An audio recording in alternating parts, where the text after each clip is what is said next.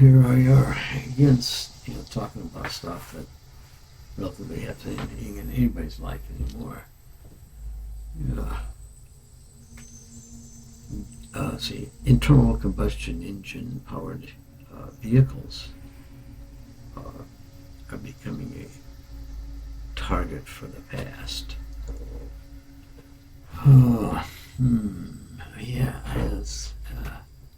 oh,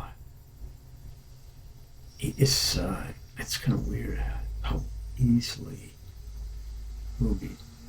It's like at some point in time we'll look back and say, "Geez, I thought everything we'll be driving will be electric," and it'll feel much like it's always has, except now the source of power will be different. Plug it in and fill it with gas. But it's the same kind of thing. No, it's just a means of moving a vehicle. So then it's like, yeah, so that'll change. It's a electric cars won't be that won't be that big a deal. Shouldn't be that big a deal. People will just they'll accept it. They buy what the corporations sell them. Well, I think they're resisting now. Yeah, there's going to be that transition. Yeah, for sure. There's going to be that transition. But corporate structures will prevail. I mean, I just keep giving you the crap shit. You know what? Anyway, and then eventually you say, fuck it, and you buy what they got. You accept it. Yeah. Well, that's what it'll be. That's how people will buy electric. So that'd be, well, a lot of people will buy them because they think they're neat and the way of the future. Me personally, I think they would be. But right now, I don't know. I just enjoy the comfort of and the familiarity of a gasoline-powered engine. So I'm an old for it. So that's a big part of it. It's like, it's not a good know how to drive an electric car, but it's like, I don't know. It feels like a much more, I guess, yeah, it's weird. That gasoline engine, it's so super mechanically complex. Creation of genius, really, in a way. Performance they can get out of these things. Horsepower, ratings, all that. But electric is so much more efficient, more powerful, really, in moving cars around. So, I mean, just standard powered electric cars are running faster than our hopped up supercars. It's like builders' performance machines. You can see they build a lot of performance on that electric motor. High amounts of voltage through it to turn those wheels. It's like, yes, it's hard to stop that energy. So strong. But that's why these motors, run like that. Yeah, it's like real simple.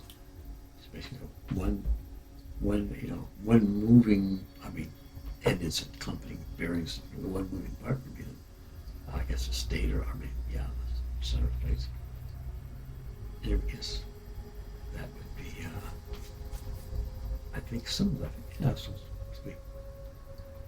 basically two components: the rotor and the magnetic structure for the motor. I mean, windings. I don't know, the field around the armature.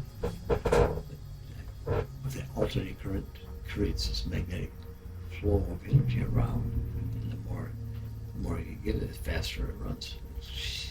It picks up.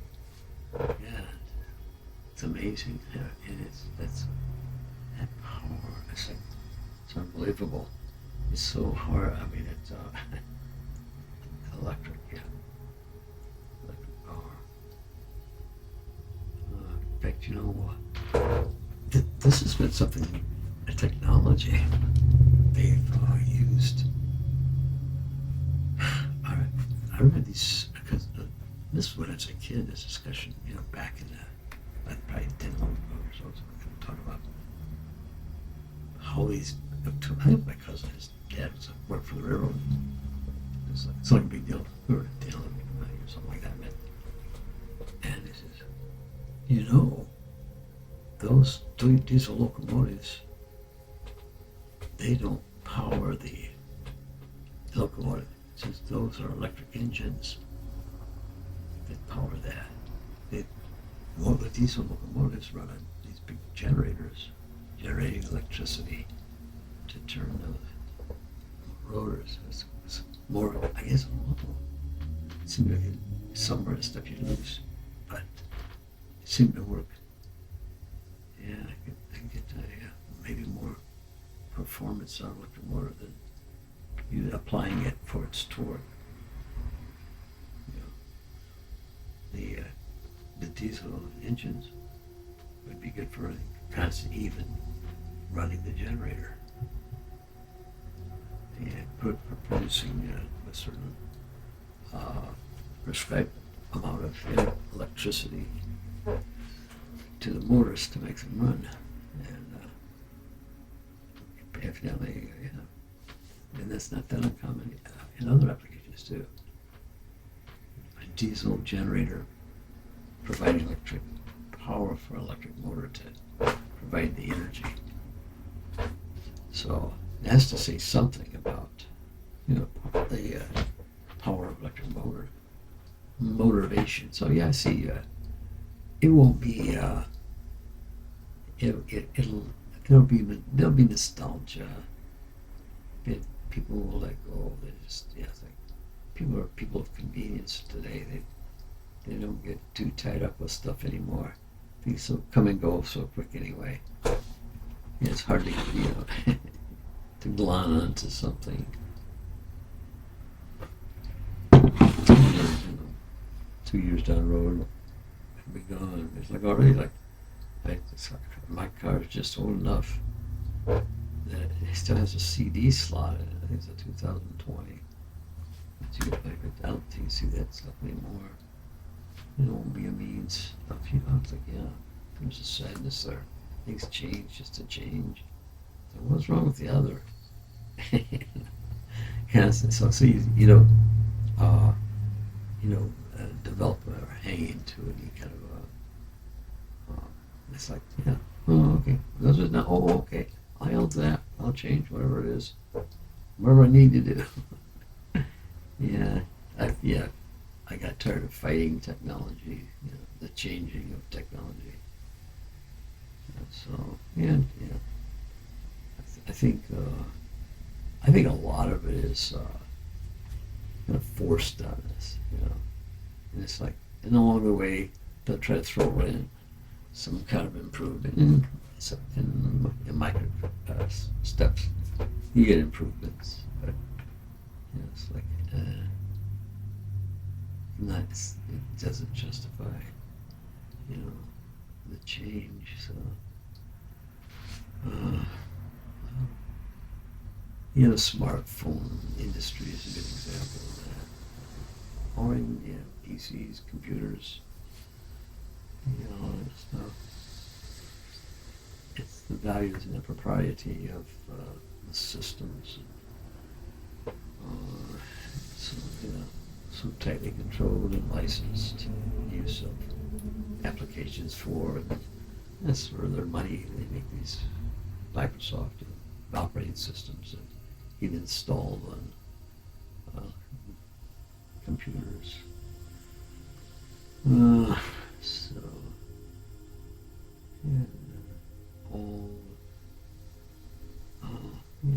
People have to be paid for their services. And that is true, for sure. But it's going to be a new cost in our life. The cost of calculation and computing. These big data centers. It's like, wow, who's going to pay for all that stuff? Oh, the government. Built-in surveillance system to support an intrusion into our lives, a deeper intrusion into our lives. Yeah, people were smart enough to realize that data centers are not in their benefit, not whatsoever. Or there, there can be some, you say, incidental, industrial good ideas, you know, inventions and techniques and technologies that we as a society need and will grow. So, yeah.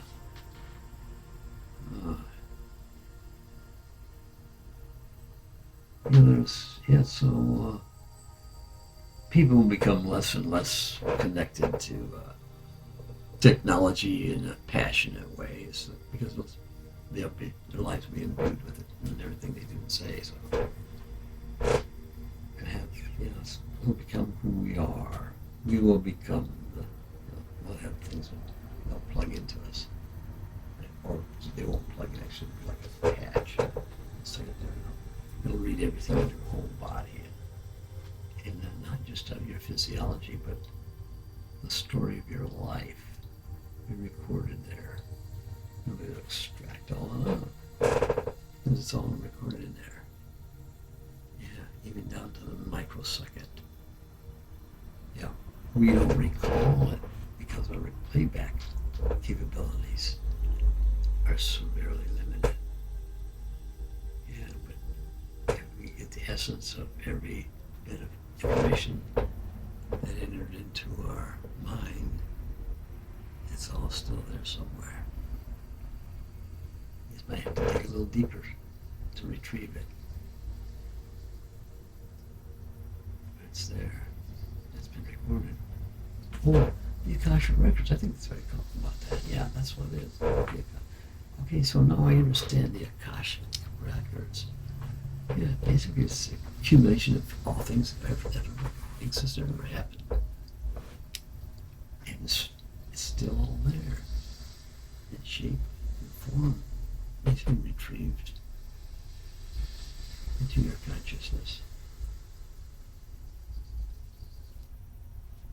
I think makes sense to me. Wow. Wow, that's crazy. What do you think? Tell me what you think. What is it? Tell me what you think. Oh, hey, I see. Just give you a little clue or hint. So it's my left shoulder. You see that reddish brownish flowery thing? That's a futon rolled up, sitting in just sitting there for the time being. That's what's going into our RV conversion. You're gonna see that. I'm making a video right now of that, putting everything together. You'll get a kick out of it, I think. Tell me what you think. Take a look at it.